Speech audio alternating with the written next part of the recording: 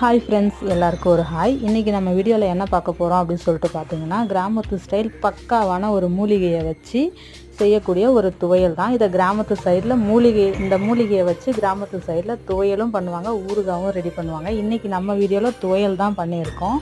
இந்த மூலிகை எதுக்கு யூஸ் பண்ணுவாங்க அப்படின்னு சொல்லிட்டு பார்த்தீங்கன்னாக்கா, செரிமானத்துக்கு ரொம்பவே ஹெல்ப் பண்ணும். இது வேறு எந்த மூலிகையும் இல்லை ஃப்ரெண்ட்ஸ், விலாங்காயோட இலை தான். இதில் நிறைய ஹெல்த் பெனிஃபிட்ஸ் இருக்கிறதால கிராமத்து சைடு.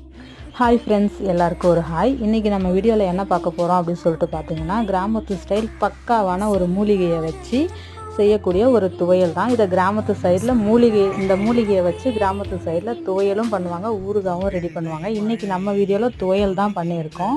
இந்த மூலிகை எதுக்கு யூஸ் பண்ணுவாங்க அப்படின்னு சொல்லிட்டு பார்த்தீங்கன்னாக்கா, செரிமானத்துக்கு ரொம்பவே ஹெல்ப் பண்ணும்.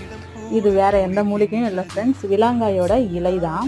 இதில் நிறைய ஹெல்த் பெனிஃபிட்ஸ் இருக்கிறதால